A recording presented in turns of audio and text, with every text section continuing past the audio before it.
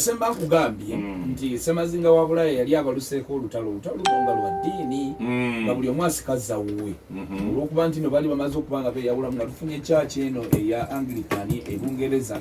ate n'eddiini eri yali esimbuse Roma ng'esaasaanidde Bufalansa n'amawanga amalala kati baatandika okulwana ebituufu byennyini era betta nnyo mu 1814 awo olwo ne batongoza the Congress system ekyo nno baakigendereramu nga kutuula olutuulo olutaali lumu wabula entuulo ezaawererako ddala nga bagezaako okutema empenda n'okusala entotto butya lwe bayinza okuggyawo kino kubanga bali ku Semazinga omu ate ng'ensonga ezibatawaanya nga bo mu Semazinga wa Europe basobola okuzoogerako wakati awo France ewaga Finland ewaga n'amawanga amalala Bungereza eri yeepanka Italy naye egamba nange situdde mu mbeera bw'etyo ate nga buli gwe bamatiza ne bamuzza ku sayidi yaabwe alwanira ku sayidi yaabwe kati kitegeeza nti tugenda okutandika okunoonyereza okusoobya ekigere tukiyingiza mu Ssematalo eyasooka yajja ate era yatandikirawa kati entuula zino eza Congress system zaatula emirundi ng'etaano mu nsi ate ez'enjawulo nga banoonya tumazeewo tutya kino kubanga baalabika nga akati ate olulaba ensi za Afrika zirwanagana fina tuli baddugavu tuli ba Afrika lwaki tetutula ne tunoonya solution kiki ekitutawaanya kati ne Bulaya bwetu bwe yakola entula ne zituula ne ziwulirako ddala okabika nti basalira ebizibu bino entotto naye byonna gye byaggwera nga byonna biganye kyo ekyeddiini nakyo kyalemera ddala tekyagonjoolwa naye bakkaanyaamuuko ebimu nga paapa okusigaza obuyinza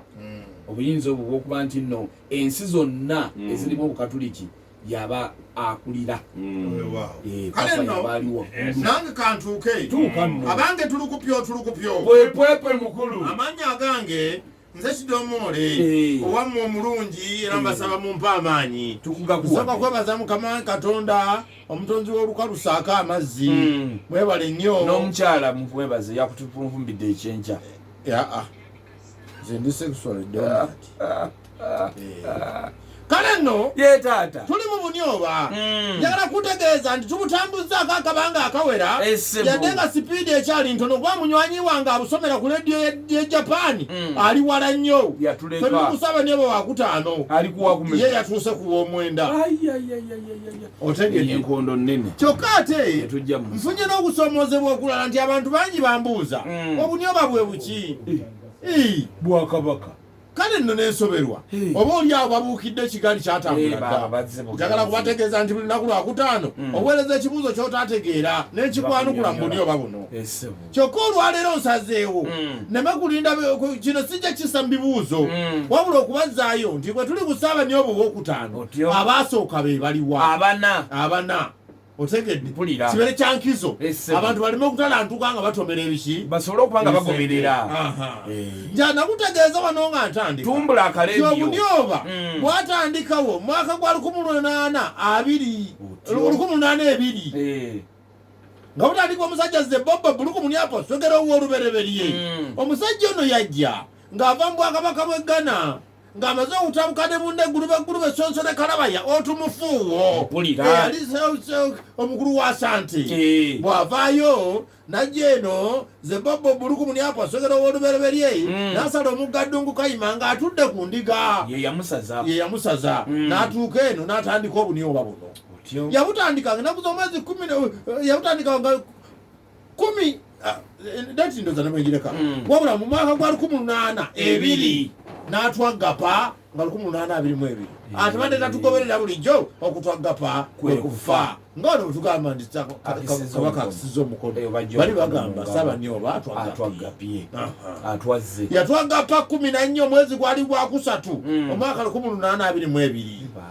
bwatyo n'alekawo mutabani we Bugebuge Munyapo Angwegwe Bbu eyakwata ku Banioba buno n'asikira entebe ya kitaawe n'aziŋŋamizibwa n'akulembera Obunioba wakati wa 1822 paka 1825 atuwulirize yakajja okuziŋŋamya